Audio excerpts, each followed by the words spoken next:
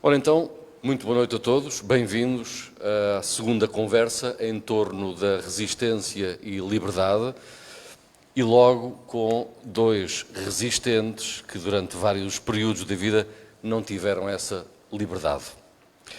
Comigo está Clemente Alves, foi preso com 20 anos na empresa onde trabalhava e a casar um sábado, prenderam-no à sexta-feira. Foi transportado para Caxias e aí foi sujeito aos interrogatórios, agressões, isolamento, tortura do sono, enfim, daqui a pouco voltamos a falar sobre isso. Domingos Abrantes foi preso 2 vezes, resistiu e nunca falou, foi torturado pela PIDE. Experimentou aquilo a que se chamou os curros de Aljube, os famosos cubos de Aljube, mas tem também outras experiências, uma delas a célebre fuga de Caxias. Em 1965 voltou a ser detido, depois de ter sido libertado, foi para Paris, voltou para Portugal, acompanhado de Álvaro Cunhal. Daqui a pouco conhecemos as histórias da prisão, que é isso que nos traz aqui hoje, a prisão no tempo da ditadura, nestas conversas de resistência e liberdade, sempre na última quinta-feira de cada mês, até abril, haveremos de trazer outros assuntos e outros convidados para estas conversas em Oeiras. Começo por si, Clemente. Como é que foi isso, chegar aos 20 anos, querer casar, mas a prisão adiou o casamento? A prisão adiou-lhe a vida também, ou não? Adiou-me a vida toda, naturalmente, não é? Aos 20 anos, e quando se está apaixonado, não é? Portanto, o casamento, não é? O poder viver com aquela pessoa é tudo aquilo que se deseja, não é? E ser impedido disso, não é? De uma forma tão violenta, na véspera, não é? Do casamento, irem buscar. Foi de propósito, eles sabiam.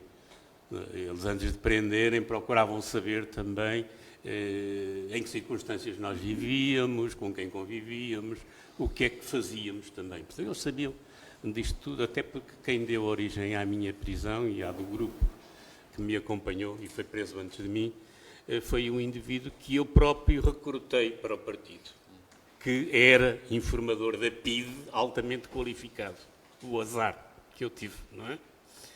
Um indivíduo que se insinuou como antifascista, que acompanhava os jovens da minha idade que trabalhavam na empresa, não é? E que era, de facto, um informador da PIDE altamente qualificado. Portanto, eles sabiam perfeitamente da minha vida e prenderam-me na véspera do casamento como processo também, como forma de tentarem por aí, por essa via... Certamente como forma de pressão para retirarem de si as informações que eles queriam. E, aliás, quando falamos deles, falamos dos agentes da PIDE. Dos agentes da PIDE, não é? E quando cheguei à sala de interrogatório, foi logo por aí que começaram. Nós sabemos todos da sua vida, sabemos que você se vai casar amanhã. Aliás, você não, é tu vais-te casar amanhã. E se conversarmos aqui e ficarmos todos satisfeitos com a conversa, tu ainda te vais casar amanhã, nós vamos-te lá levar, onde te vamos buscar.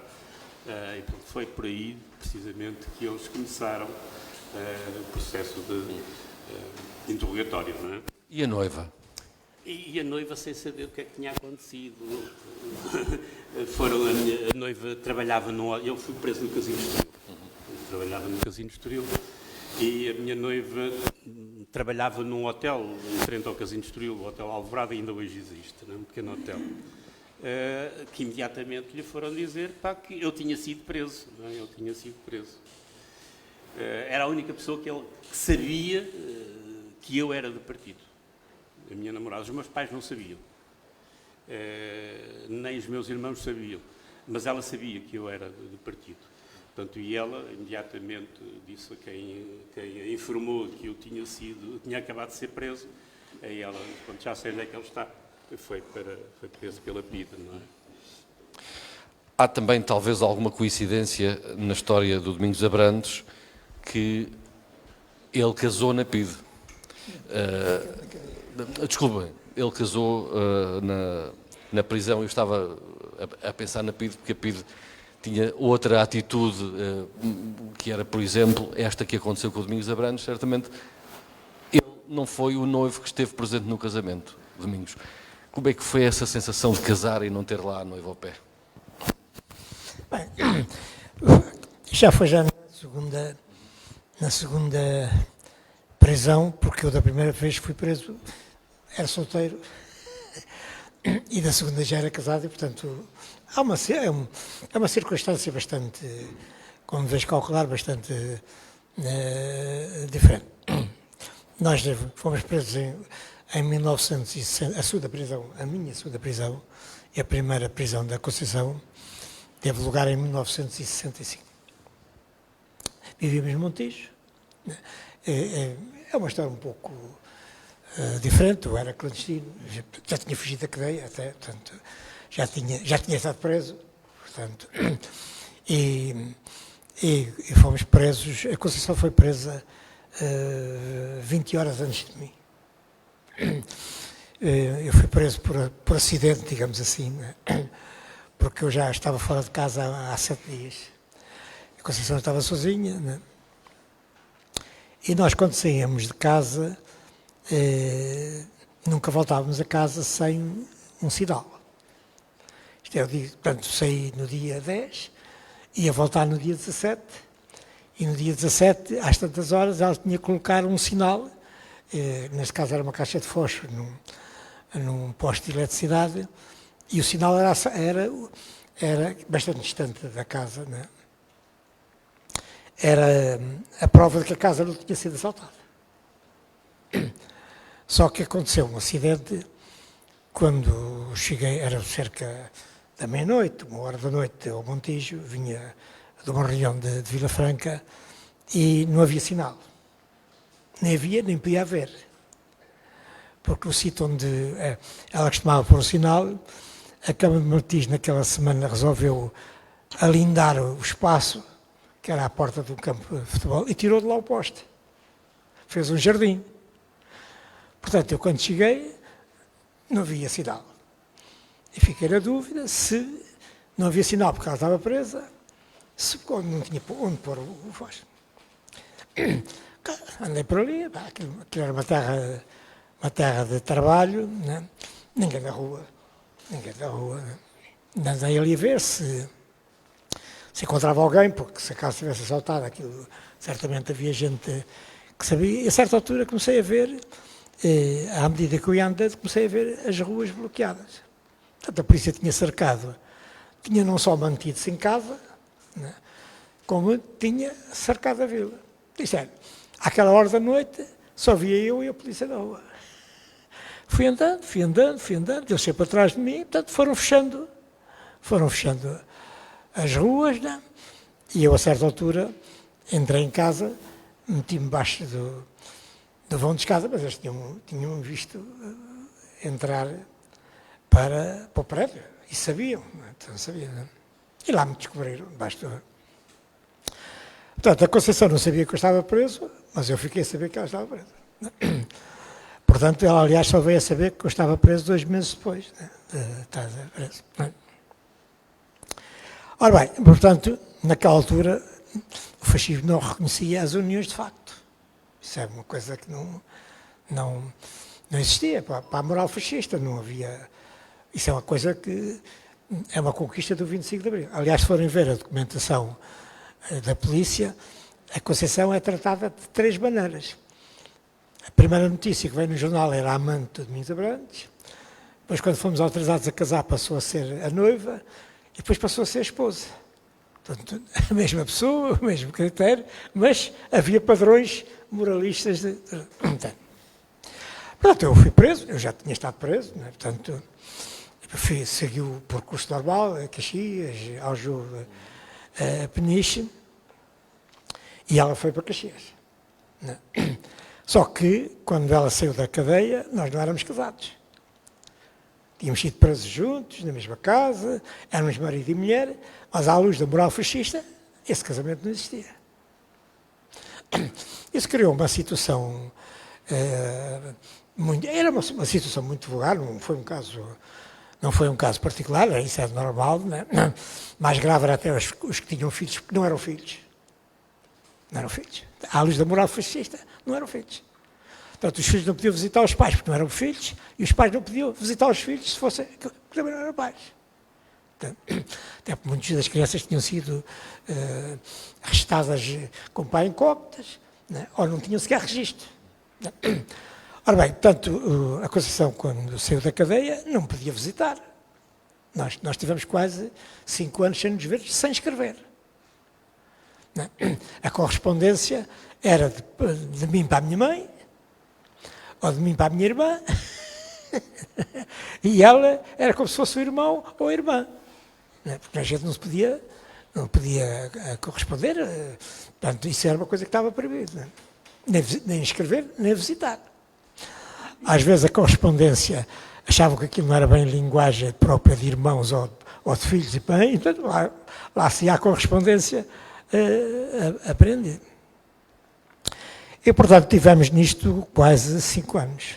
Quase 5 anos. Portanto, lá fez movimentações, né? E tentativas de me visitar, sempre rejeitado, e até há uma cena macaca, porque a vida personal tem muitas cenas macacas, como se costuma dizer. Né? Eu já não via a Conceição há anos, né?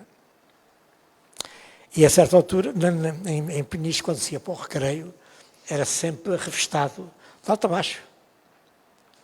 Quando se ia para as visitas e quando se vinha das visitas. Não havia contacto físico com a família. Era um vidro, mas apesar disso, nós éramos todos revistados de alto a baixo. Eu estava num recreio, né, e com 6 avantes clandestinos no bolso, para fazer seguir para um outro pavilhão, né, depois meios clandestinos que a gente tinha, e o guarda disse, Sr. Abrantes, ao diretor. Naquela altura só se ia ao diretor para ser castigado, não é? Não se ia lá ao diretor para outra razão, não é? Bem, o que é que foi desta vez? Vocês foram ver a minha ficha, é lá castigo, e hoje não sei porque é que fui castigado, algumas coisas, aquilo, mas eram uns atrás dos outros. Bem. E quando eles me disseram que é para o diretor, né, eu ia a caminho do parlatório, né, e quando ia quase a chegar ao parlatório, o guarda disse, você vai ter uma visita de 5 minutos. Que foi uma marretada, né? Porque não tinha sido revestada à ida, dificilmente seria revestada à vinda. Agora, repara, isto é por causa da divórcio, porque eu já não via a Conceição há anos, era natural que tivesse, ainda que não houvesse contacto físico, era um vidro a separar-nos, mas a minha cabeça, ainda hoje não sei o que é que ela me disse. Ela ficou meio perturbada, porque a minha cabeça estava a quilómetros de distância, né? E a cabeça só estava a trabalhar como é que me ia safar daquela. Porque além do produto, não era fácil fazer entrar dentro da cadeia, ser apanhado com os avantes dava direito a um processo de atividades contra a segurança do Estado dentro da cadeia. E houve camaradas que foram até mais condenados por fazer atividades dentro das cadeias do que na vida política, que é uma coisa quase... Aqui houve o chamado processo dos papelinhos, né? Teve o Carlos Costa, está ali uma familiar, o Zé Vitoriano e tal, né? Apanharam muitos anos de cadeia, acusados de ter organizado uma comuna na cadeia para derrubar o governo a partir da cadeia. Então, a ver o absurdo que era isso. Eu lá tive a engendrar como é que me ia safar, portanto, quando o guarda disse acabou a visita, eu saí como parecia um furacão, eu era jovem, portanto, estuguei o passo, né? O guarda não me acompanhava, só dizia, Sr. Abrantes, mais devagar, e ele, é claro, ainda ganhei uma distância razoável, uns 50 metros do guarda, né? E consegui chegar ao pavilhão antes dele. Por minha sorte, o rechão do pavilhão B, nessa altura, estava desativado.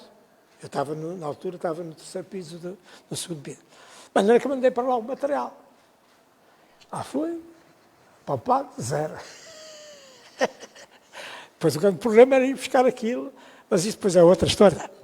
Bem, mas portanto, nós fomos autorizados a caçar, foi foi um problema bastante difícil, porque rejeitaram, não queriam os padrinhos, todos os padrinhos foram rejeitados, todos, até quase ao dia do casamento, né?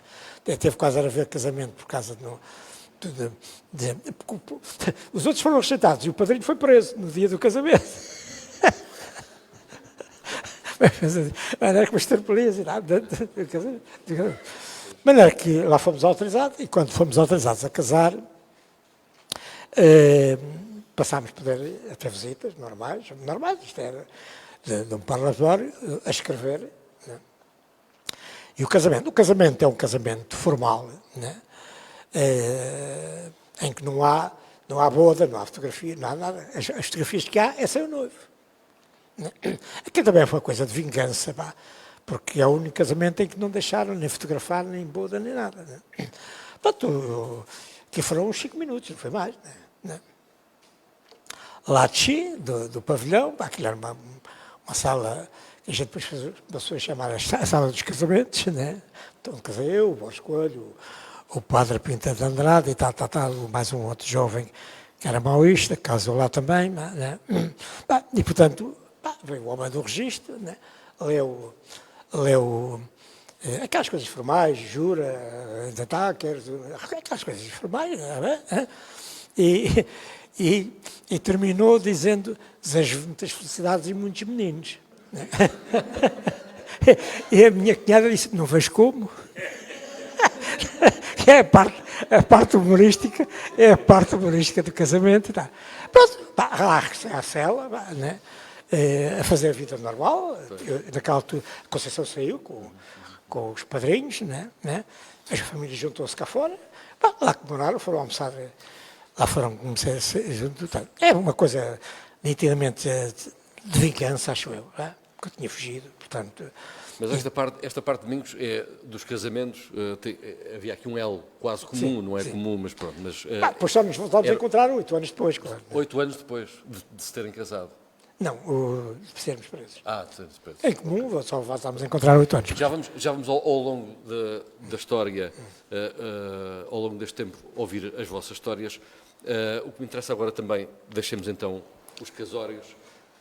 Clemente Alves, para além dessa situação com a noiva, disse há pouco que a sua família, como é que reagiu ao facto de saber que tinha um filho que estava preso? Como é que era lidar com o sentimento de estar detido e, do outro lado da vida, estar a família?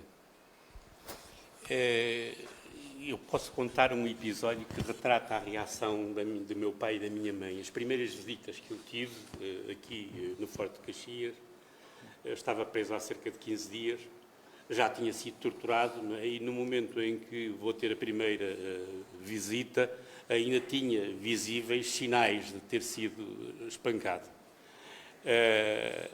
A sala de visitas, as visitas estão de um lado, nós estamos do outro lado, a meio há uma parede com vidro, que tem os buraquinhos e tem um gradeamento também no meio, não é? De um lado estão guardas a acompanhar as visitas e do outro lado está um guarda também, não é? Que nos avisa logo que, se nós dissermos coisas inconvenientes na visita, a visita termina naquele instante e, portanto, acaba a visita. A minha mãe entrou à frente, mal olhou para mim, desatou a chorar, não se conteve e com muito nervoso, desatou a chorar. O meu pai olhou para mim, viu-me combalido e não sei o quê.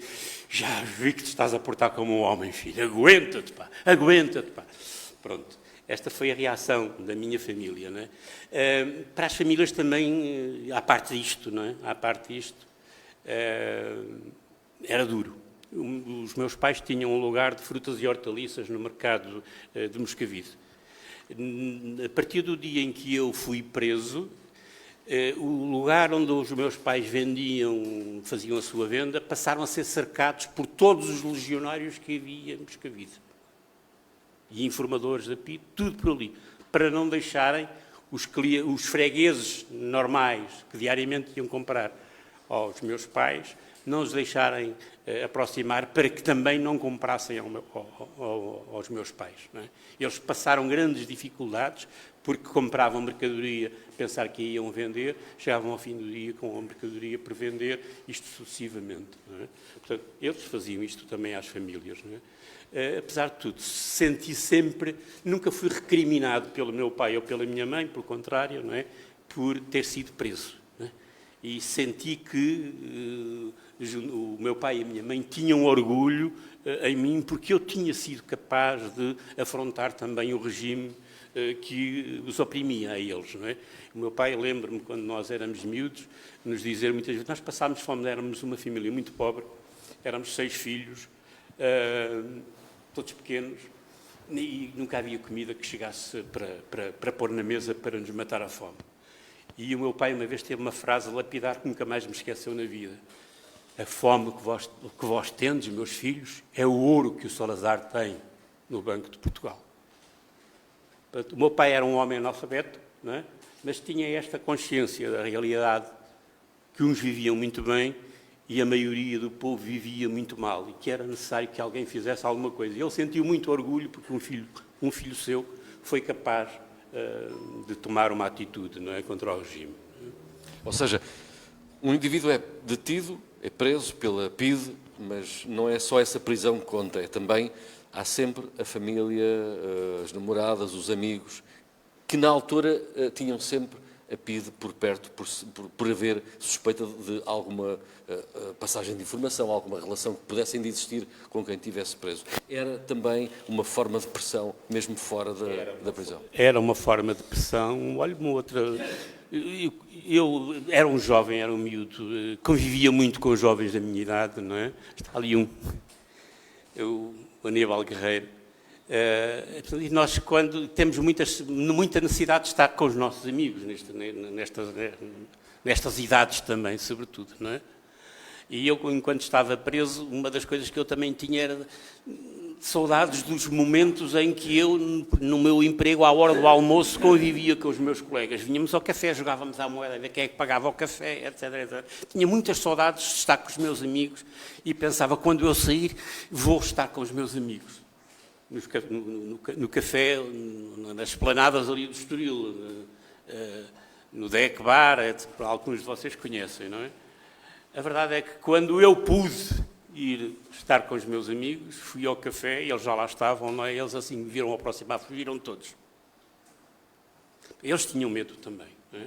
Tinham medo de serem vistos como um indivíduo que estava politicamente, estava marcado pela polícia, não é? E se convivessem com este indivíduo, eles corriam o risco também de poderem ser sujeitos à prisão. Portanto, eles imaginavam isso. Foi dos momentos mais tristes também da minha vida, foi este encontro frustrado com os amigos de quem eu tinha tantas saudades, não é? Deixe-me dizer-lhe uma coisa em relação à noiva. A primeira visita que eu tive, eu não estava casado, portanto eu não estava casado. Durante todos os meses que passei em Caxias não tive visitas da minha noiva, ia sabendo notícias porque os meus pais me traziam. A primeira visita que tive com a minha noiva foi já em Peniche. Não é? Já me autorizaram, não foi preciso casar, mas o tempo já era outro, não é? Já tinham sido feitas conquistas pelos presos que estavam em Peniche, que me favoreceram quando eu cheguei a Peniche. Mas quando o preso fazia anos, era possível ter uma visita em comum com familiares. Os meus pais podiam me visitar no dia do meu aniversário e a minha noiva também foi. Fui avisado antes da entrevista, antes da visita, de que não podia, embora a visita fosse em comum, nós estávamos numa mesa, não nos podíamos tocar. Eu tinha 20 anos, estava apaixonado. É para assim que a minha noiva entrou na sala, agarrei-me a ela, abracei-a. Imediatamente acabou-se a visita. Imaginem o que isto dói, não é? Levei uma palmada das mãos, porque tinha tocado na minha visita, na minha noiva, não é? E a visita terminou naquele instante. Os pais ficaram a chorar, a minha noiva ficou a chorar e eu fiquei a chorar. Voltei para trás, passei ela a chorar. Domingos, no seu caso, foi detido pela primeira vez aos 23 anos, será assim? 23 anos, Sim. na Amadora. Na Amadora. Essa altura, ser detido com 23 anos, ter uma juventude e ter já alguma consciência política, era tramado, não é? Sim, só um parênteses. O Clemente faz parte dos privilegiados, porque eu nunca tive direito a visita comum. Até nisso. É uma piada. Não, claro, eu fui preso na Amadora, fui preso na rua. Não. Isto é, a polícia montou um cerco, né? Portanto, eu já me tinha cruzado com a polícia várias vezes. Portanto, conheciam-se? Sim, isto é, a polícia não sabia quem eu era. A polícia não sabia quem era. E quando fui preso também não sabia. A única coisa que sabia é que eu era clandestino. Isso eu sabia, né? E cruzei-me várias vezes, uma vez na estrada de Benfica, né? Estava até a tomar nota de uma despesa num passeio e vejo parar um carro. E eles ficaram tão espantados que até vi arregalar os olhos, né? E eu mantive-me ali impávido e sereno, pá. A ver se eles abriam as portas, se não abriu a porta. Portanto, montaram. Eles sabiam que eu ia ter um encontro na Amadora, né? Montaram um piquenique, tentavam limpar o rabo ao bebê e tal. Eu fui-me encostando ali até fazer horas, né? Afinal era a polícia, depois vieram outros e ainda tentei fugir. Portanto, claro, eu já era clandestino há vários anos, portanto, digamos, já uma parte da minha juventude já tinha sido passada. Digamos, quando fui preso, quando veio o 25 de Abril, mais de metade da minha vida tinha sido passado na cadeia e na clandestinidade. Portanto, toda a minha juventude foi passada na clandestinidade ou na... Mas aos 23 anos tinha essa consciência de que podia ser detido também? Não percebi.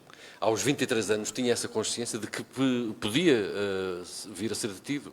Isso é obrigatório. Isso é aos 23, aos 22, aos 20... Isso é uma coisa que eu creio que, por vezes, não se podia ser comunista, não é? E mais clandestino, sem ter isso como uma questão. Podia não acontecer, podia demorar 10, podia demorar 5, mas isso era obrigatório. Isso, digamos, fazia parte do compromisso. Só um tonto é que podia pensar que essa hipótese não podia. Do compromisso e da luta. Exatamente, mas digamos a nossa opção, a opção de luta, né, ali o nome da expressão é resistência e liberdade. E é uma coisa que deve ser fixada e explicada, porque na verdade a liberdade é inseparável da resistência.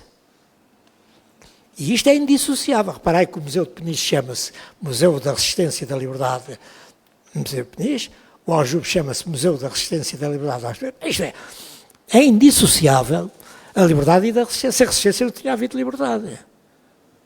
Ora, mas o importante destas conversas e da exposição, e é hoje talvez a batalha, é que as pessoas têm que perceber que a luta pela liberdade implicava sacrifícios. Eu e a Conceição fomos presos, fomos torturados, mas saímos de lá com vida. Mas houve muitos camaradas que foram presos e não saíram com vida. Não é pouco.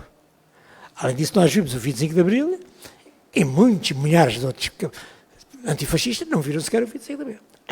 Portanto, digamos, a opção de luta implicava, só um tonto, é que, acho eu, é que depois, se cada um tinha uma ideia exata do que é que isso significava, isso já é uma outra discussão que importa, porque também não é pouco, porque havia camaradas que, é real, nunca pensaram que ser presos. Né? Isto não é das consequências, mas isso é uma outra discussão. Mas não se podia ser resistente, né? E mais cedo clandestino, né? Porque ser clandestino tinha... É evidente que quando você é preso, a carga sobre o clandestino não é a mesma coisa sobre o que não é clandestino. Ou a carga sobre um republicano e um comunista não é a mesma coisa. Havia aqui, e também não era diferente, ser trabalhador ou ser intelectual, porque havia o tratamento, ou homens e mulheres, portanto havia... A PIT tinha um padrão de valores, digamos assim, em que havia uma diferenciação social, cultural, etc. Portanto, digamos, eu vivia e sabia, né, que mais tarde ou mais cedo podia ser preso. Isso era uma coisa... E, portanto, quando fui preso, claro, é uma surpresa. Vocês devem calcular que é um evitar em liberdade e 30 segundos depois está preso, no meio da polícia, né, com uma pistola apontada. Né? Se foge, porque eu tentei fugir. Né? Tentei fugir, né? E eles raparam na pistola e matavam. Né? Ora bem, portanto, eu depois, cada um, os critérios depois na prisão, cada um seguia a sua tática. Eu escolhi a minha, outros escolheram outra, mas, portanto, eu segui a minha, assim. Isto é, fui surpreendido, fui preso, não estava a ser preso, mas logo ali me apercebi o que é que tinha que fazer. A primeira coisa que me perguntaram foi o nome, que eu não sabia que eu era. E andaram muito tempo sem saber que eu era. Tinham um preso e eu muito a carrasco. Quando cheguei à sede da PIDE, né, já estavam à minha espera, sabiam que eu estava preso, apareceu lá o Estado-Maior, né, e a Brigada da PIDE que me levou, cá mesmo o resto, né, o inspetor perguntou aos PIDEs quem é, não diz. E a perguntar-me o seu nome. E eu muito a carrasco. Muito a carrasco. Né? Portanto, porquê? Porque tinha decidido, não havia nenhum problema dizer o nome. Não havia problema nenhum. Mas eu decidi não dizer. Né? E depois, se decidi que não se diz, já não se pode dizer. Não se pode dizer. Porque eles já sabiam o meu nome e passavam horas e horas e horas e horas e horas a perguntar o meu nome. Só para ouvir o nome. Né? Eu entrei a não dizer nem bom dia, nem boa tarde, nem boa noite. Nunca mais se pode. Tudo o que se, digamos, na luta com a polícia, tudo o que seja diferenciar posições, eles tomam isso a sério. Por exemplo, não, já sabiam que eu não dizia nem bom dia, nem boa tarde, nem boa noite, mas continuavam a perguntar bom dia, boa noite, boa noite. E até tive, e agora se posso contar aqui uma história, meti-me numa alhada do escafandro. Porque eu estava já na altura do sono, já há bastante tempo, e havia um raio de um PIDE, um bobedolas, meteu na cabeça que eu devia comprometer. E chegasse às 4 da manhã, ou às 8, ou às meia, tanto, bom dia, e eu, muito agacho. Chamava-me os nomes todos. Sou filho deste, sou filho daquele, comunista também, um insulto. E eu, a certa altura, disse-lhe assim, você não insista, eu jamais o vou comprometer. Não insista. O homem não se convenceu. Aquelas 4 horas, seu filho deste, seu filho daquele. O homem tinha uma obsessão só de me ouvir a voz, dizer o nome. Bom dia. Não. Claro que era para começar uma conversa. Não? Eu já estava por aqui. Aquelas 4 horas, eu estava nos curros, portanto, estava isolado. Há dias até uma camarada mandou uma fotografia. Eu estava já isolado há meses. Nas curros, não tinha lápis, não tinha relógio, não tinha visitas, não tinha contato com ninguém, nem com presos. Né? E quem não esteve isolado não pode imaginar o que é estar fechado num buraco de 1 metro por metro, portanto, sem nada. Não. Mas o guarda, aquilo eram 2, quem já viu os curros têm 2 portas. Né? Portanto, tem uma de grades, depois tinha um postigo, e o contacto com o guarda era através desse postigo. Né? E o guarda disse-me qualquer coisa e deixou o postigo, ou por simpatia, ou porque aquilo não tinha luz, deixou o postigo aberto. E ele estava numa mesa de costas para o curro. A mesa dele estava virada, e eu era jovem, pendurei-me nas grades e vi-o a ler o século. Dia 12 de agosto de 1959. Nunca mais vou esquecer. Nunca mais vou esquecer. E então o século era um jornal enorme, não é? Trazia toda a página, em letras vermelhas, foguetão soviético a caminho da Lua. Ele ouviu o restolho, viu-me pendurado, ficou danado. Reparar que eu não tinha visitas, não tinha nada, não tinha jornais, não tinha contato com o preço, estava isolado há meses já.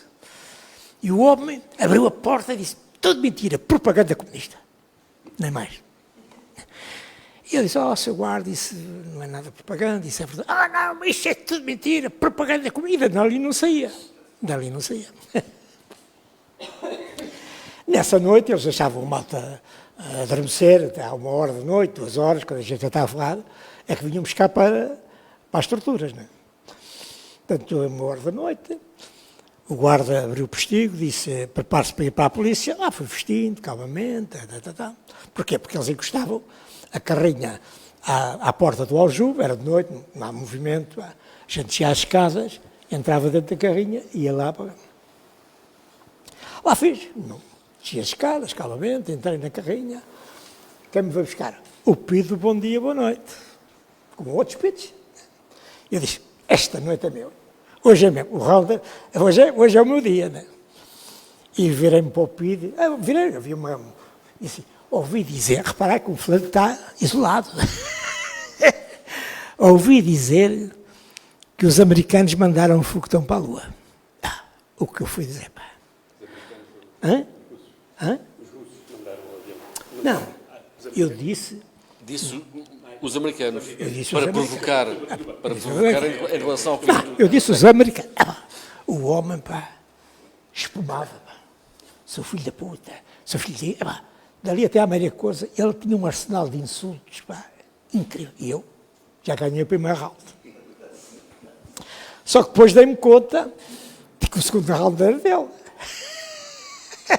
Obviamente, né? Aquela enfant terrível de um jovem de 23 anos é que me dei conta do sarilho que me tinham tido. Chegámos à Maria Cardoso, pá, isto tudo de noite, pá, os interrogatórios eram no 3º andar, né? Começámos a subir as escadas e ele nunca se calou, pá. Seu filho deste, seu filho daquele. O homem estava mesmo possesso completamente possesso. E chegámos ao 3º andar, tá? Estava o inspetor Farinha, pá, que era uma bizarra, pá, uma pessoa, pá, difícil de descrever fisicamente. Pá. Era um gigante, pá, sem dentes, pá, um pé anormalíssimo, pá, comia cigarros. Pá, uma coisa, parecia um monstro mesmo. Assim, uma figura assim com as mãos no peito. E que barulho é este? E eu pedi, veja lá, Sr. Inspetor, este filho da puta diz que os americanos mandaram um foguetão para a Lua. E à espera que o inspetor disse, vamos a eles. E o inspetor Farinha, pá, olhou para mim, pá, mediu-me de alto a baixo. Isto, no cimo da escada. Olhou para o PID, mediu o PID de alto a baixo. Pá, mas fez isto. Parecia um teatro, não é? Olhava para mim, olhava para o PID. O PID à espera da ordem, vamos a ele, pá. Eu à espera do que é que aí vem, pá. Ali um suspense. E nada, não saía nada. O Farinha só olhava para mim. Até que o Farinha teve uma saída fantástica. Não foram os americanos nos russos, foi a humanidade. E eu, o Pido arregalou os olhos e lá me safei. Claro, me safei naquele momento. E, portanto... Estava a ganhar o segundo round. Estava a ganhar o segundo round. Depois foi, digamos, depois nunca mais tanto insistiu nem não podia botar. Isso acabou. Portanto, lá entrei na tortura de sono, pá. E, portanto, e como já vos disse, portanto, tinha seguido o critério, pá, a polícia, da minha boca não ouviram nenhuma voz, pá, a não ser esta do americano.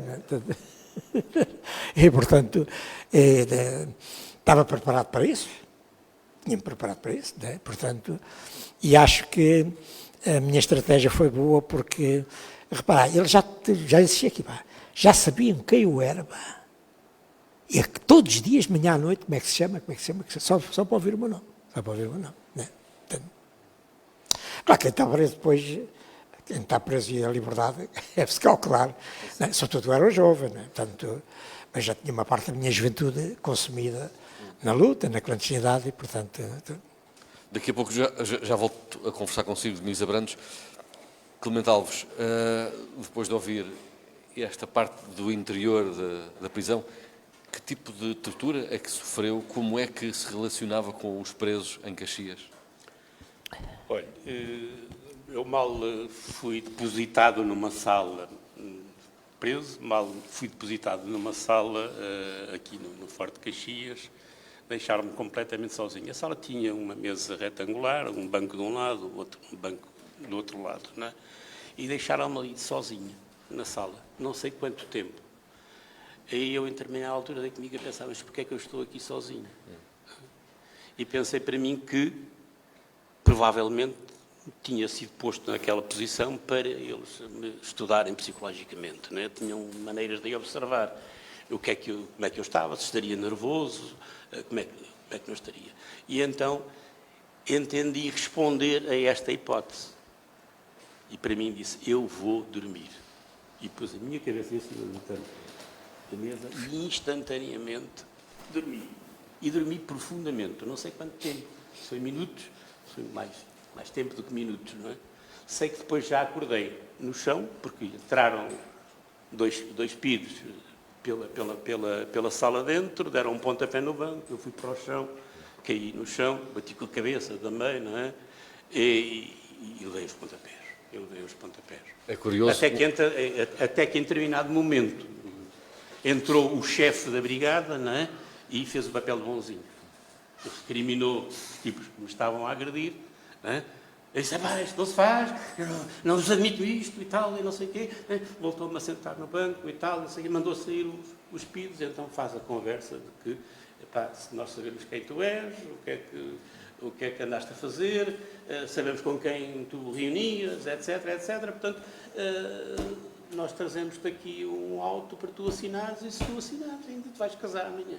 Então, como trouxeram-me um auto já feito, né? Eu fui o último, fui o sétimo ou oitavo de um grupo de 8, né, a ser preso. Eles, de facto, já saíam muita coisa, até porque o PID que eu recrutei para o partido também sabia muita coisa, né? Sabia muita coisa, né? E... É curioso, um homem que trabalhou sempre em hotelaria chega pela primeira vez a uma prisão e começa a dormir. É apenas uma curiosidade, mas a prisão, de facto, não era nenhum hotel. É uma resposta, não era nenhum hotel. Embora, de facto, nessa história do hotel, pouco tempo antes de ter sido preso, tinha lido no Diário de Notícias que uma comissão internacional que tinha vindo visitar as prisões políticas em Portugal tinha achado que as instalações até eram dignas de um hotel. Eu lembro-me de ter lido isto. Não eram nada um hotel. Não eram nada um hotel.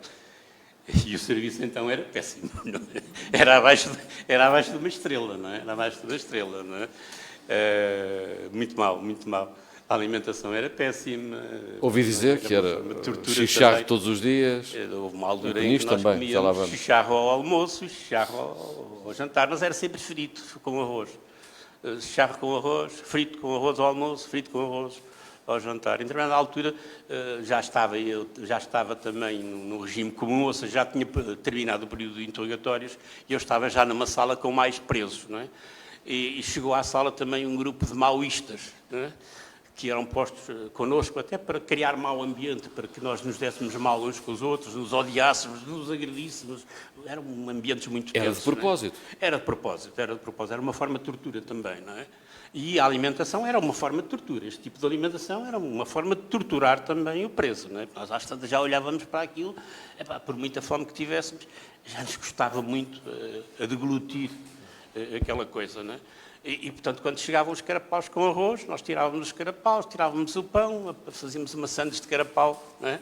E quando nos apetecia, comíamos a sandes de carapau e deitávamos o arroz fora, já não suportávamos mais o arroz. Quando chegaram os maoístas, não é? E nós íamos deitar o arroz fora pela sanita, não é? Os maoístas acharam que isto era uma heresia, não é? E impediram que nós deitássemos o arroz fora. E eles comiam o arroz todo, comiam o arroz todo, porque, sendo maoístas, tinham que comer arroz. Saíram de lá gordos. Pronto. Portanto, era também uma forma de tortura esta da alimentação. O serviço era muito mau, muito mau. Há pouco, num jantar, que não teve chicharro ao jantar, no menu, o Domingos Abrantes também contava que comia sempre muito chicharro em Peniche. Bom, o almoço e jantar. Em Peniche era uma terra de pesca, naturalmente, e havia muito peixe, mas havia sobretudo chicharro. Como é que era esse menu? Era também terrível de comer. Tudo mesmo. Quem passou por Peniche acho que nunca mais come charro, né? Porque aquilo era meio charro, era charro pequeno, claro. A cabeça era cozida com batatas ao almoço e ao jantar era rabo de chicharro frito com arroz de feijão. Portanto, anos e anos a comer isto, ou seja, convenha que por muita fome que se tenha, se torna uma coisa a entregar. Convém ter em conta o seguinte, a cadeia, e isto tem alguma importância, porque hoje, já várias vezes alguns jovens me perguntaram, isso é uma pergunta preocupante e ao mesmo tempo compreensível. Já muitos jovens me perguntaram, o que é que você fez para ser preso? Ora, nos dias de hoje perguntar isto é um problema complicado, porque num país democrático, toda a juventude devia saber porque é que pessoas como eu, foi o que fomos presos. Porque, mas percebe-se, para os jovens, hoje quem vai preso são bandidos, fizeram isto, mataram, roubaram, violaram, etc, etc. Portanto, depois há aqui uma categoria de pessoas que não fizeram nada disso, né? E que foram presas, torturadas, assassinadas, que não encaixa bem na cabeça dos jovens. Mas a vida prisional não era apenas a interrupção da liberdade, que é uma coisa que já seria digamos, desagradável e injusto. A cadeia tinha uma função complementar da ação da polícia dos interrogatórios. Isto é, a função da cadeia eram organizadas de forma, no seu regime, nos tratamentos, nas restrições, nos castigos, na alimentação, no sentido de destruir física e psiquicamente o preso. O grande objetivo da polícia, tivesse portado bem ou não na polícia, era perseguir isso. O objetivo era aniquilar, sobretudo, as convicções. Reparai que em Peniche, por exemplo, o chefe dos guardas costumava dizer para quem eu queria ouvir, sobretudo para os guardas, a incentivar a dureza, que um preso, quando sai àquela porta, não deve sair com vontade de nunca mais cá voltar. Portanto, isto mostra logo a filosofia a que era determinada a vida prisional. E, portanto, a vida na cadeia era a continuação, sob outras formas. Não é? Por exemplo, tão simples como isto, eu não podia escrever com a Conceição, nem visitar, nem nunca tive visitas em comum, sempre através de um vidro, tanto isso, com a família toda. Né?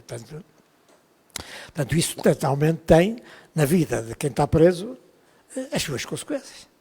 Pois cada um, a idade pesa, ser casado ou não ser casado. Né? Eu, por acaso, experimentei tudo. Estive isolado, estive nas celas, estive em coletivo, estive no segredo, portanto, estive nos curros, portanto, tenho a experiência. É um belo currículo. Mas quero para vos dizer o seguinte, sei de camaradas, por exemplo, que considero, fui torturado, fui espancado, fiz tortura de sono, não fiz estátua que recusei a fazer a estátua. Um dia, vocês sabem que não é coisa assim, porque se não cai, leva-se logo uma espada. Portanto, não tenho nada contra os camaradas que fizeram estátua. Não tenho nada. O mal foi deles. Porque, digamos, eu sei que é só por tortura, mas foram eles a aceitar. A alternativa também não era muito. Eu já estava preso, já estava na tortura de sono há muitos dias. E a certa altura, uma cadeira, chegou ao inspetor e disse, vamos tirar a cadeira ao gajo. Tirar a cadeira é ficar de pé. E eu deitei-me no chão. E o Pio disse, o senhor inspetor não vai gostar disso. E a mim que me importa. Ou me dão cadeira, ou daqui, ninguém me tira, como se queria, do chão ninguém me tira. É claro, depois assim, essas decisões, quando se tomam, já não se pode alterar. Se eu me levantasse, era o fim da macacada. Entrava uma quantidade de pitos, cacetetes na mão e tal. Levanta-te ou não levantas? Eu boito a carrasco. Não. Daqui, ou me dão cadeira, a cadeira era uma inutilidade. Porque a cadeira Estava sentado, mas adormecia-se mais depressa. E adormecer mais depressa é cacetadas, é pontapés, é morros na cabeça. Portanto, mas eu tinha deitado no chão, dali não podia sair. Levantas-te ou não te levantas? E eu vou-te a casa. Ou cadeira, cadeira ao gajo e tal. Portanto, isto tem uma importância porque se vê, quando ele diz dá a cadeira ao gajo, já perderam. Já perderam. E isto não é um problema, pequeno. Mas eu quero-vos dizer o seguinte, que grande parte dos meus anos, dos 11 anos de cadeia, foram passados em regime solar, sozinho. E com a exceção de duas questões, e quero-vos dizer que suportei isso bem, o isolamento. O tortura do sonho, para mim, é pior que o isolamento, mas sei de camaradas, já por exemplo, estávamos a falar do Borges Coelho, achava que a coisa mais dolorosa que sofreu foi o isolamento. Mas isso, depois, cada um é como é. Com a exceção do Oju, mas eu era jovem, tinha sangue na guerra, não tinha era casada, minha cabeça era a luta, a malta que estava cá fora, não tinha, mas eu preferi sempre a vida de isolamento. Mais dura, como deves saber, quem não viveu é difícil saber que é estar anos e anos sozinho. Mas é porque que, com a exceção daqui, Caxias, eu acho que foi um crime terem destruído o segredo de Caxias, porque o segredo de Caxias era uma coisa subterrânea. Era um buraco no chão. Sem luz, onde não entrava o mais pequeno som, nada, zero. Eu tinha fugido, portanto, da segunda prisão, né? E, portanto, e meteram-me no segredo, depois de vir 17 dias da tortura do sono, meteram-me ali no segredo. Eu já disse uma vez, e posso-vos dizer, claro, que eu estive enterrado vivo. Estive enterrado vivo. Aquilo é como se tivesse enterrado. Claro, não tenho terra em cima, né? Não estou dentro de um caixão. Mas eu, por exemplo, para ir à casa de banho, que era um buraco no chão, era assim, a apalpar o terreno. Não chegava lá se não fosse a apalpar as paredes. E quando ia a entrar, não me perguntem porquê, eu que sou uma cana rachada, o guarda disse-me assim, você não pode cantar. Um indivíduo que vai para um segredo, isolado, e o guarda disse-me, não posso cantar. Eu tinha que cantar. Porque ele disse-me, não pode cantar, eu tinha que cantar. Não canto nada. Né? Passava o dia a cantar à internacional, o gajo abria a porta, não pode cantar. Não.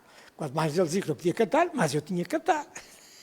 Porque ele disse que não podia e eu não podia aceitar não cantar. E são 10 dias difíceis, para vocês devem calcular que é um dia. Zero. Não há mais pequena luz, não há mais pequeno som, zero. Nada. É como se estivesse morto. Mas eu prefiro a vida celular por uma razão muito simples. Cada um de nós é diferente. A vida nas salas é difícil. É difícil. E já vou explicar porquê. Normalmente eram 10, eram 15, podiam ser mais, mas cada ser humano é diferente.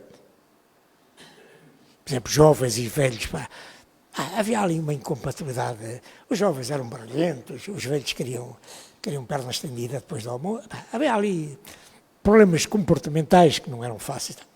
Mas, sobretudo, porque os presos tinham gravíssimos problemas. Porque muitas vezes eram chefe de família, foi a companheira que ficou sem salário, sem nada, o senhorio que queria pô-la na rua, o filho que não estuda. Os problemas que é criado às famílias que o chefe de família, porque naquela altura foi preso, eram problemas gravíssimos, para a qual o preso não tinha a menor possibilidade de intervir. E se havia famílias que tinham o bom senso de não levar esses problemas para a cadeia, sabiam que não havia solução, né? Havia famílias que iam para lá chorar, e porque o senhor quer me pôr na rua, e porque a gente não tem que comer. Os dramas criados pelo fascismo às famílias repercutiam-se em dramas da família. Eu, por exemplo, já contei uma história dramática. A certa altura, quando a companheira do Daniel Cabrita, que está lá a fotografia, se suicidou, os carcereiros chamaram-me, né, se eu não me importava de ser eu a dizer a notícia ao Daniel Cabrita que a companheira se tinha suicidado. Ainda hoje não sei porque é que me chamaram, sabiam que a Conceição era amiga dela, pode ter alguma relação, sabia que a Conceição era do Barreiro, e eu, sim senhor, como vocês devem saber, claro, não é fácil, um camarada, no meio de pito, não é uma conversa entre camaradas, é uma conversa no meio dos carcereiros, num momento dramático na vida de qualquer pessoa, não? Eu lá fui, ao gabinete do diretor, e dar-lhe a notícia que a companheira se tinha suicidado. E aquilo é um problema terrível para a pessoa. Eu ainda hoje tenho na minha memória a imagem de o ver caminhar. Não estávamos no mesmo pavilhão. E ali parecia um autómato. E reparai que é uma pessoa que está presa, que a mulher se suicidou, que tem uma filha de 3 ou 4 anos, repentinamente não tem pai, não tem mãe, né? E que ele é impotente para resolver esses problemas. Impotente. Não pode. Nem o federal foi. Né? E, portanto, estes problemas depois no dia-a-dia do viver cotidiano, numa sala, eram problemas complicados. O estado de espírito de... Cara, não há nada que se possa... De um camarada que diz a minha mulher está ameaçada de despejo e, portanto... Não há palavras que se possam ajudar, não tem solução, há ali um drama para o qual nós somos impotentes. Portanto, aquilo depois cria-se um ambiente de camaradas que enlouqueceram, com problemas, tivemos de travar lutas para serem internados, porque a vida na cadeia, na vida coletiva, né, para além dos méritos, da solidariedade, do estudo, do debate político, tem momentos de grande dramatismo, porque o camarada que está ali ao lado vivia dramas terríveis para a qual não tinha solução. Não tinha solução. Ora, quem está isolado sozinho, eu saí do pé do Cabrita, fui para uma cela sozinho, imaginei o que era um camarada e o que era a sala para onde ele foi, estava com mais 10 camaradas, não é? Posso imaginar, mas não vivi o drama de um pai que de repente não tem companheira, não tem filha, não está cá de fazer uma filha. Portanto, a cadeia tem, e quando falamos no problema da repressão, das torturas, o problema das famílias é um problema, as famílias foram muito vítimas, brutalmente vítimas, da repressão fascista. Deixe-me pegar na questão que há bocado levantou Domingos Abrantes. Como é que um preso da ditadura explica aos jovens de hoje por que motivos é que foi detido? Como é que se explica? Eu, por acaso, tenho algumas... Eu e a Conceição, eu já falei com muitos milhares de jovens, muitos milhares. Porque desde Desposando até Tavira já corremos o país todo a falar com jovens e é uma situação cada vez mais preocupante. À medida... Porque ao princípio havia jovens que diziam: o meu pai fez isto ou aquilo, depois já não era o pai, era o avô, né? E agora nem o avô. Eu há pouco estava aqui a dizer que já não é a primeira vez que os jovens ficam... se aquilo que se está a dizer é mesmo real, em vários aspectos. Porque, por exemplo, eu ia para a escola descalça, a Conceição ia descalça, hoje a gente vê os jovens com ténis que me custava, quando eu entrei para a fábrica aos 11 anos, custava-me, não sei se um mês de salário dava para comprar uns ténis daqueles. Explicaram ao miúdo que se ia para a escola descalço e sem comer, isso hoje é difícil. É difícil entender. Não? Como é entender os miúdos perceberem que se fossem... Se não tivesse havido 25 de abril, grande parte deles não tinha ido ou era para a fábrica. Raparigas, então, para a escola, contavam-se presentes. Mas acha que eles entendem isso mal? Eu acho que têm dificuldades em perceber? Há falta de informação? informação? Não, isso é absoluta. Isto é, acho que o grande pecha que nós temos hoje, e é um grande, contribui muito para a tragédia que se pode recair sobre o regime democrático. Os jovens nasceram, repare, grande parte da nossa população nasceu em liberdade. A liberdade para eles é tão natural como respirar. Esta ideia de que não podia ir a concertos, que não podia ouvir a música que quer, que certas profissões não se podia casar, isso não encaixa. Mesmo pessoas, eu já encontrei pessoas diplomadas, né? Até Conceição já foi desmentida uma vez numa escola, por uma professora, quando disse que as professoras tinham que pedir autorização para casar, ela disse que não podia ser. É uma professora, não era um aluno. Né? Eu já vi pessoas diplomadas, né? Diretores gerais até, né? Dizer, a duvidar a questão das enfermeiras, as enfermeiras de bola, não poderem casar. Vivemos numa outra realidade. E o crime que se está a cometer é não ajudar a nossa população, sobretudo das jovens gerações, que a liberdade conquistada não é perene, se não for defendida. Né? Que aquilo que têm, que é tão natural, né?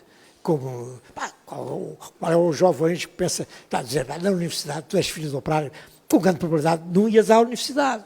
E nem sei se ias muito mais além disso. Isso hoje não... Para milhares de jovens, que é normal, e a aspiração, que se formaram, isso é difícil de entender. Não veem isso como uma conquista. Não veem isso como uma conquista. Veem isso como uma coisa normal.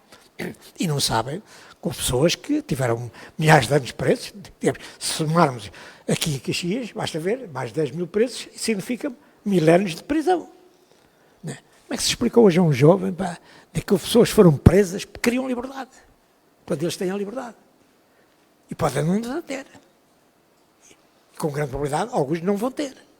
E algumas conquistas sociais que têm não vão ter. Portanto, há toda uma linha de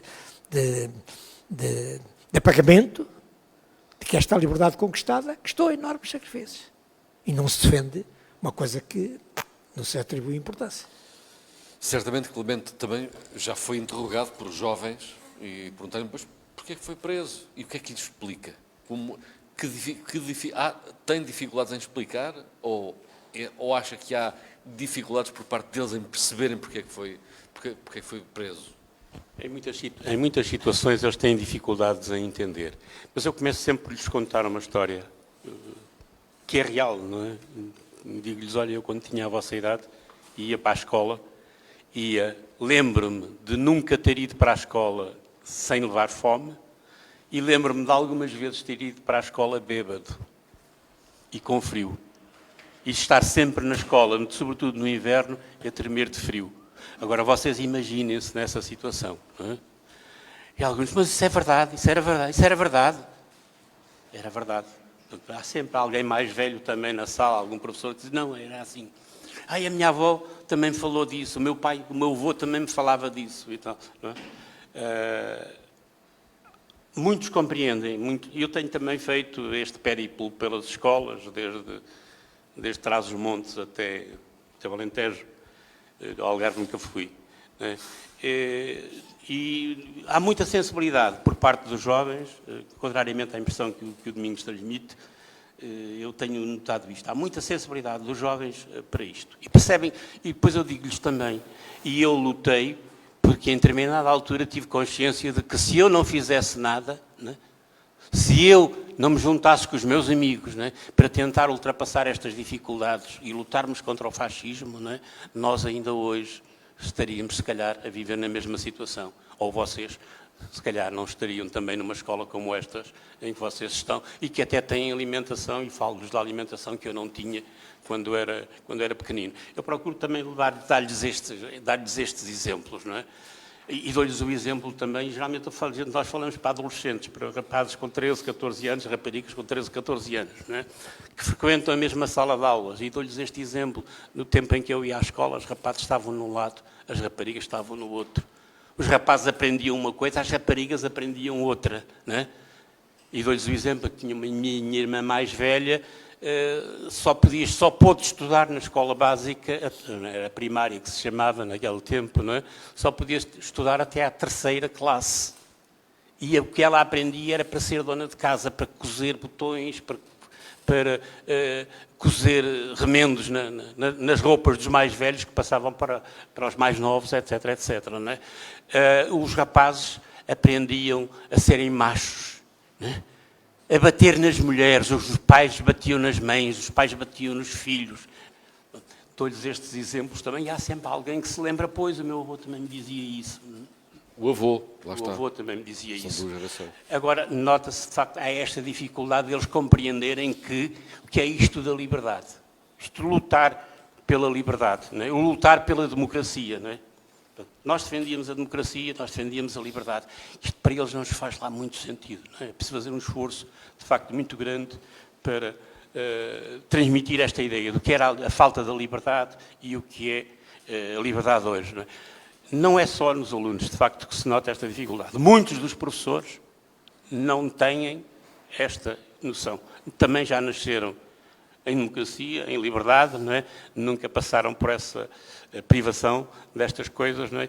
E as coisas não são fáceis de entrar. Eu dou muitas vezes comigo a pensar que esta tendência fascisante que hoje perpassa por este país, não é? Este crescimento do Chega, por exemplo, não é? Tem muito a ver com a falta desta consciência do que custou a liberdade, do que era viver sem liberdade, não é?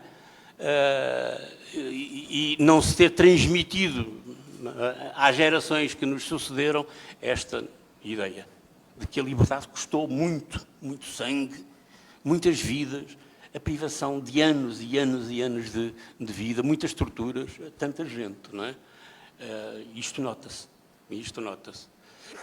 E a dificuldade dos jovens em entenderem, acha também que há alguma falta de informação que lhes chegue sobre o período da ditadura em Portugal?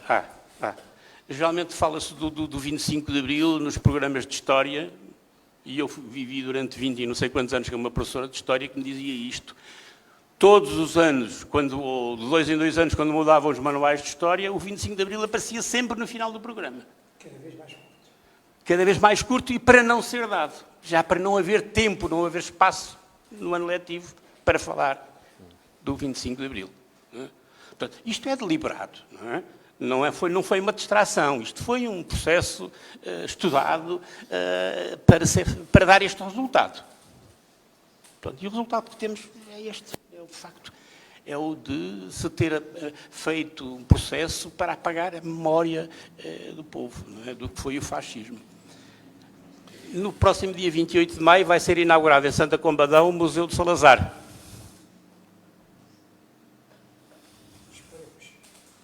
Pois. Bom, depois de esta hora e qualquer coisa sobre a prisão, Clemente, ainda continuo a falar consigo. E depois da prisão, como foi a sua liberdade? A minha liberdade, depois de sair da prisão, casei-me, 2 dias depois casei-me, uma semana depois fui incorporado no serviço militar, num regime já completamente também fora do normal, porque na altura em que eu me devia ter incorporado estava preso e, portanto, fui incorporado como refratário, o tipo que faltou à incorporação, e tive um regime de instrução militar completamente estranho, não é? Por exemplo, nas aulas de psique, quando se treina o soldado para aguentar psicologicamente o combate com o adversário, com o inimigo, não é? Eu era sempre o inimigo. Era sempre escolhido para ser o inimigo, é o indivíduo que se insulta, é o indivíduo que se agride psicologicamente, porque o tipo é um animal, e portanto nós temos é que abater o animal, e não sei o quê, que luta contra nós. Eu era sempre o indivíduo escolhido para personificar o inimigo. Portanto, também aí continuou o processo. Fui preso de novo no serviço militar, transferido para uma companhia disciplinar, para Penamacor. Estava na altura em Leiria, preso no meio da parada.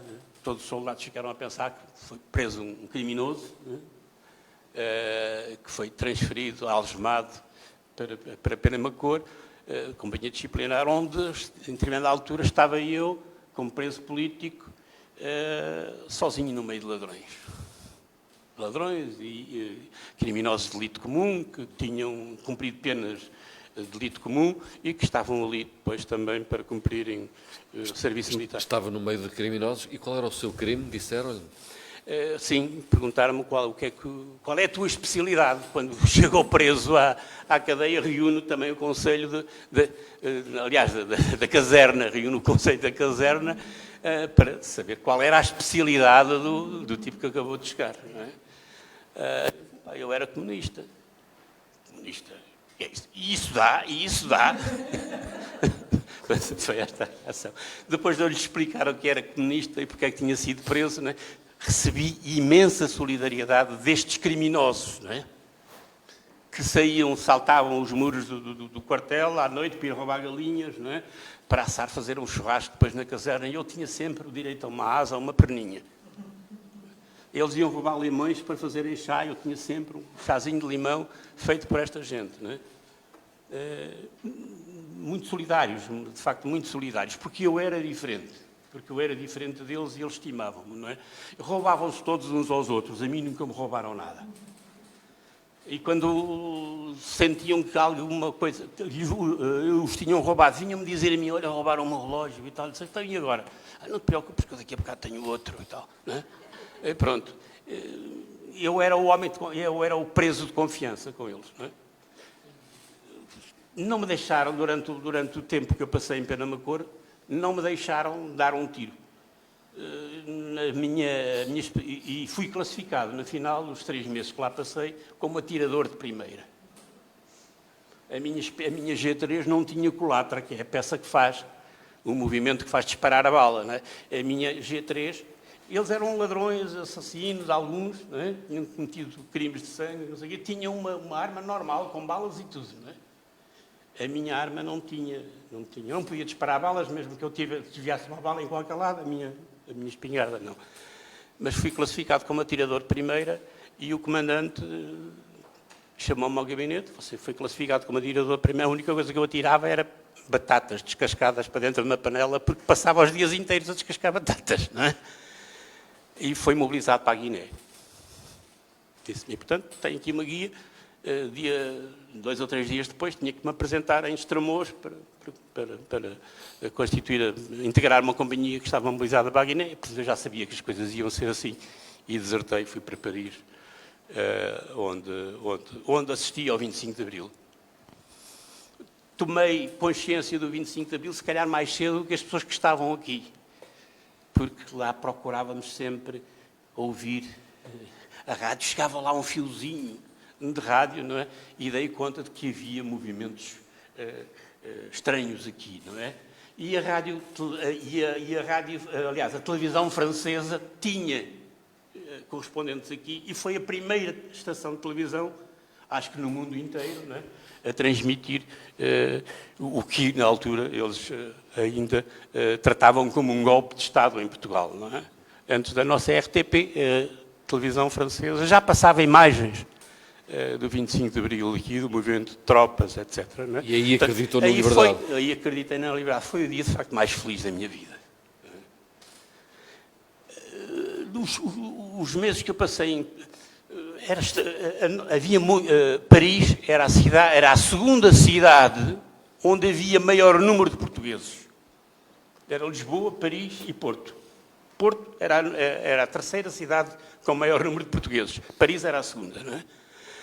E os meses que eu passei lá, via-se muitas vezes de manhã grupos de pessoas que tinham a nossa estatura, vestiam da mesma maneira que nós, magros, esquálidos, muitos deles a caminharem em silêncio para as estações de metro ou para as estações dos autocarros. Não falavam português, não é? Porque se falassem português estavam sujeitos a serem insultados. Os franceses não gostavam dos portugueses, a quem chamavam cochons. Le cochon português. Porquê? Porque os portugueses viviam em bairros de lata, piores do que os bairros de lata que havia aqui. Né? Os dejetos, os esgotos corriam no meio da viela que existia no meio, entre 2 barracas, ruas imensas. Né? Vivíamos, de facto, como porcos. Né? E éramos também porcos porque furávamos as greves das empresas à volta de Paris, da Citroën, da Renault. Os trabalhadores franceses sempre foram muito reivindicativos, sobretudo nessa altura eram muito reivindicativos, não é? E os portugueses eram arrebanhados quando havia greves poderosas na Citroën, na Peugeot e não sei o quê, não é? Eram arrebanhados para irem furar as greves dos operários franceses. E, portanto, também éramos coxons por causa disso. Portanto, os portugueses, quando iam para o trabalho de manhã, iam em silêncio. No dia 25 de Abril, alguns deles também já tinham ligado a televisão em casa, não é? E viam que em Portugal tinha havido um golpe de Estado, não é? E que havia já pessoas até a abraçarem-se na rua. Naquele dia 25 de Abril, de manhã, aqueles corvos que eu via passar assim em bandos, não é? Abraçavam-se uns aos outros. E falavam português. Foi, de facto, um dia espantoso para mim, não é? Quase mágico, não é? Eu estava noutro mundo, não é? Há aqui uma outra coincidência, quase para fechar a conversa, havia ali quase uma coincidência dos casamentos ao início, e há aqui também uma cidade que é Paris. O Domingos também foi para Paris, só depois é que veio para Portugal, e veio naquilo que ficou conhecido como o avião da liberdade, não é? Quer contar essa história? Em Paris encontrou este cenário também, certamente. Não exatamente, porque eu era clandestino, e portanto, eu vivi 3 momentos de liberdade. Já vou explicar, porque sou preso 2 vezes, mas vivi 3 momentos de liberdade. O primeiro, quando fugi, portanto, é uma liberdade especial, digamos, não me abriram a porta, saí, portanto, mas voltei para a clandestinidade, portanto, digamos, é uma liberdade diferente. Depois, quando saí da cadeia, em 1973, né, ao fim de 12 anos, voltámos para a clandestinidade. E é uma história muito curiosa, porque a Conceição tinha saído antes de mim, portanto, fui ver para a casa da minha mãe, né? E aquelas coisas normal, tinha um frigorífico, tinha uma mobília de quarto, etc, etc, né? Que tem as casas modestas, mas que tinham, mas nós íamos para a clandestinidade. E então, o que é que significava? Íamos para uma grande viagem. Ou íamos presos outra vez, ou era a clandestinidade, ou éramos mortos, porque eram as 3 alternativas possíveis. E demos tudo, a mobilar uns camaradas, o esquentador ao outro. Aquilo para nós não valia nada, nós fomos com uma malinha na mão. Felizmente, isto foi a 6 de fevereiro, 25 de abril, a casa ainda estava intacta, costuma-se dizer que quem dá e tira vai para o inferno, mas ninguém tinha ido buscar nada, a casa estava intacta. Não. Mas quando partimos, não partimos de... Portanto, o nosso conhecimento do 25 de abril é diferente, já vamos ver porquê. Porque a Conceição soube do 25 de abril primeiro que eu. Ela estava em Paris e eu estava em Bruxelas.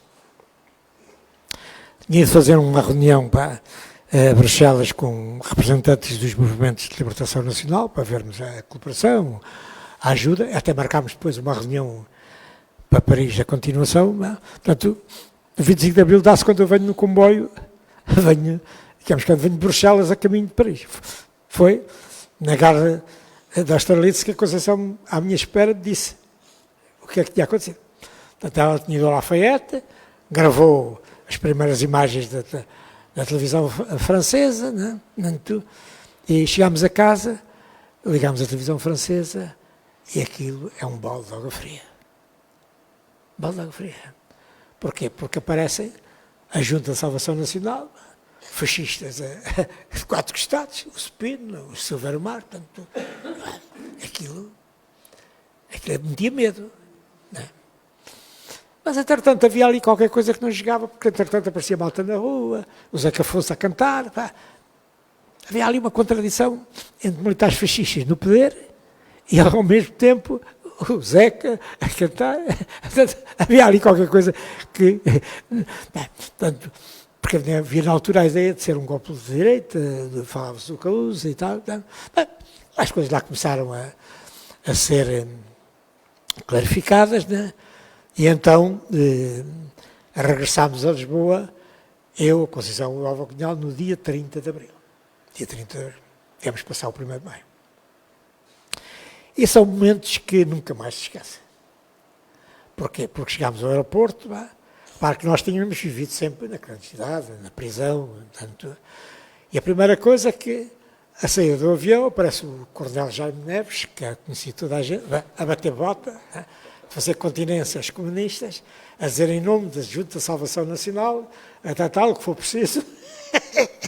É a primeira vez, é a primeira sensação. Claro, o avião, o chamado avião da liberdade, eram pessoas antifascistas que estavam isolados em Franca, estudantes, desertores, o Mário Banco, o Cília, vários cantores que lá estavam, cientistas, portanto, era um avião da Air France cheio de refugiados e de clandestinos que estavam em França, não é? Que cantava-se no avião, portanto, por isso ficou o chamado avião da liberdade. Mas chega-se ao aeroporto, há esta cena, nós saímos à frente, saímos sozinhos, eu, Conceição e o Álvaro Cunhal, aparecemos o Jaime Neves, né? Aqui, qualquer coisa, o coronel a bater palma a uma delegação do PCP, alto lá.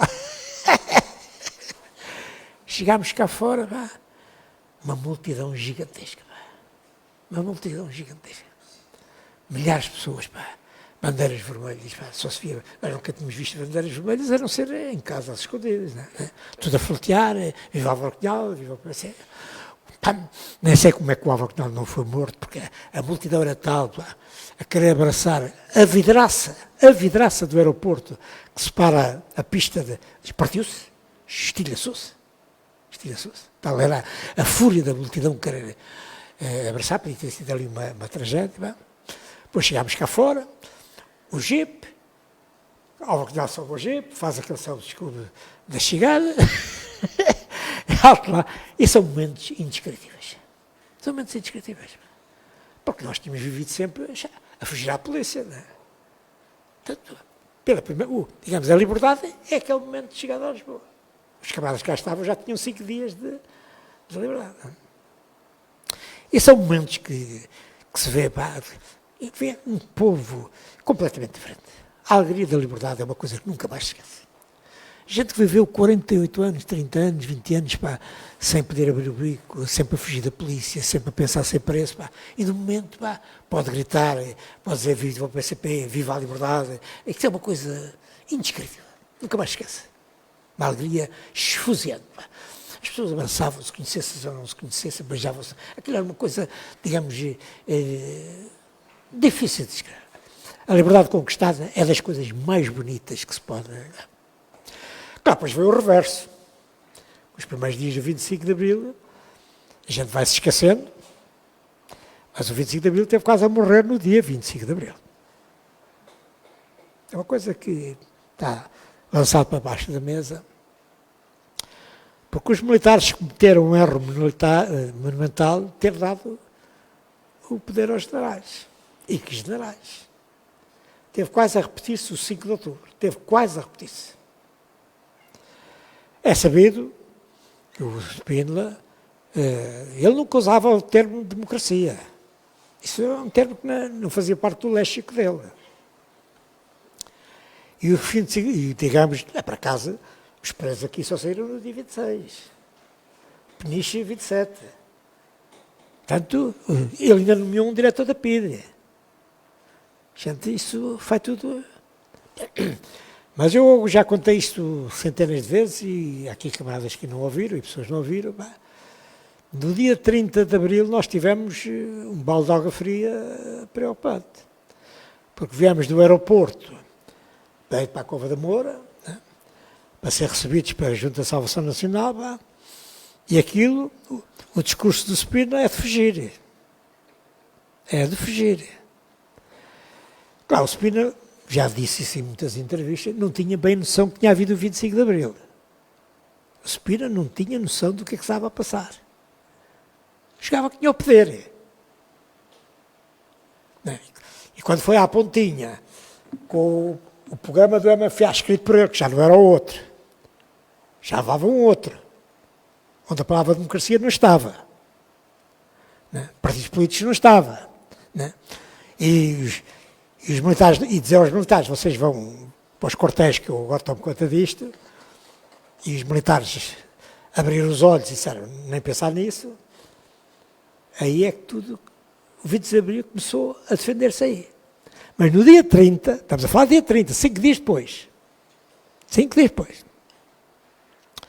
aquilo que ele nos disse, ele tinha um ódio aos comunistas, daquilo nem sequer era preciso muito inteligente para perceber. Não?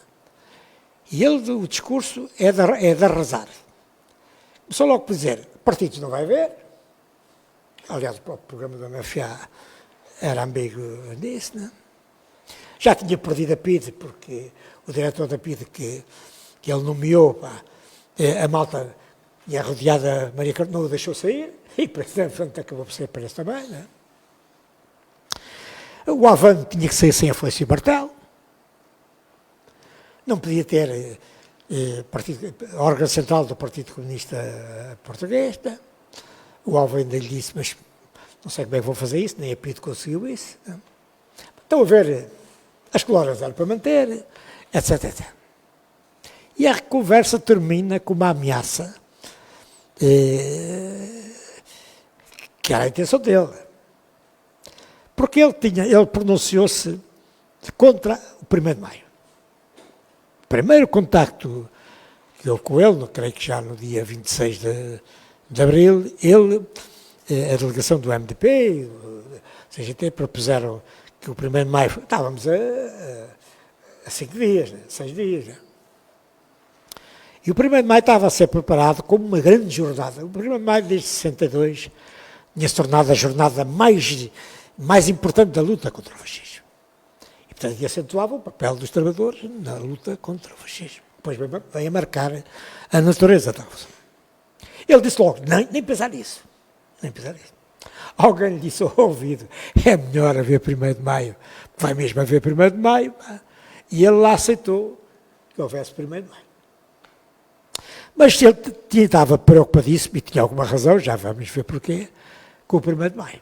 Estava preocupadíssimo. E a conversa, estamos a falar de dia 30. Abril tem 30 dias, não é verdade? E a conversa termina assim, amanhã é 1º de Maio. Uma evidência, era dia 30. Portanto, ele não queria falar do calendário. Ele queria falar da manifestação de 1º de Maio. Amanhã é 1º de Maio, uma evidência.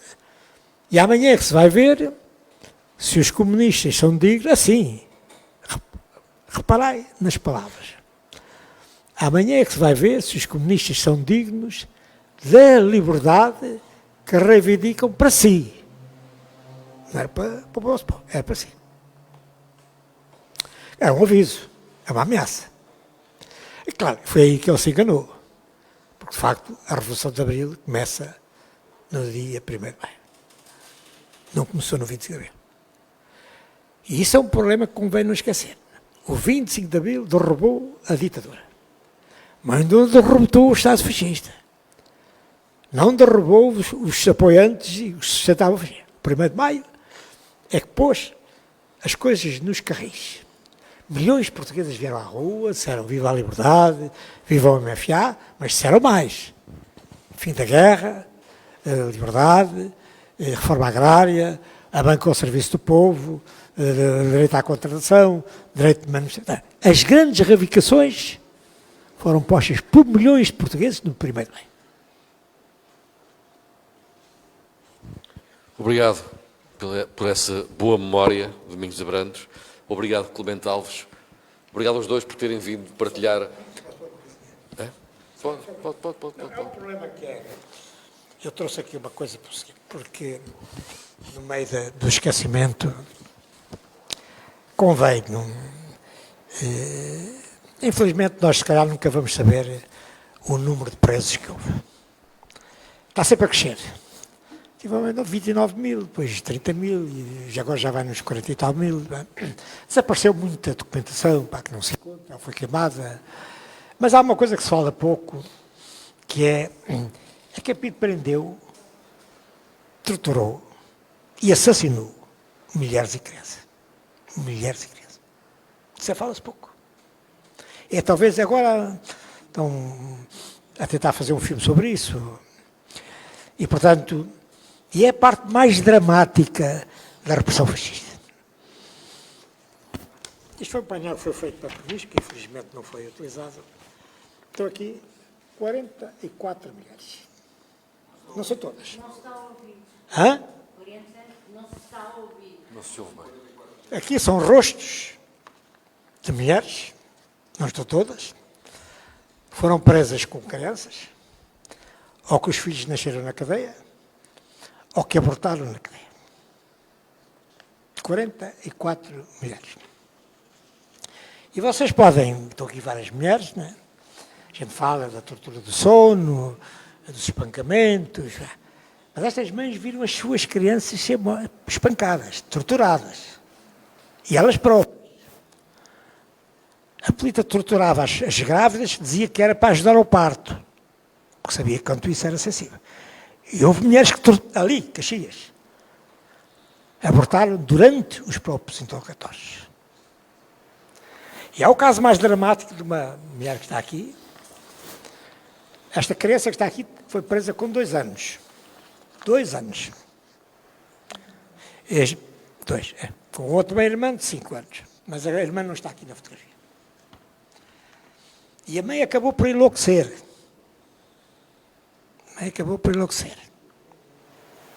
Porque a polícia ameaçava sempre que tirava os filhos para pôr no orfanato. Comida zero. Leite zero. Mães que chegavam ali e pediam leite. Leite. De cadeia não há leite. Aqui uma delas que o jantar era feijoada para um bebê. Um bebê. Não tinha leite, nem fruta, nem cerelac. É disso que estamos a falar. E que a polícia, o caso mais miserável, é que utilizava as crianças para cobrar as mães. E vocês, cada um pode imaginar que é a situação de uma mãe ver uma criança a ser espancada, a risatas, vão matar o teu filho, né, portanto, não é propriamente fazer estátua ou tortura de sono.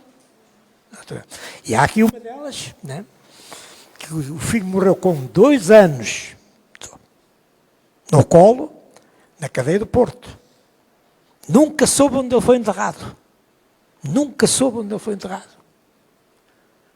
Porque é uma coisa que se fala pouco. A PIDE fez muitos federais às escondidas. Alguns dos preços foram para valas comuns. Houve preços que a família nunca soube onde foram enterrados. É disto que estamos a falar. Quando falamos de fascismo, é disto. Obrigado mais uma vez. Termino esta conversa, permitam-me, já que falámos da prisão, com a primeira estrofe do hino dos presos de Caxias, que data de 1954 e que diz assim: longos corredores de trevas percorremos, sob o olhar feroz dos carcereiros, mas nem a luz dos olhos que perdemos nos faz perder a fé nos companheiros. Boa noite, obrigado por terem vindo.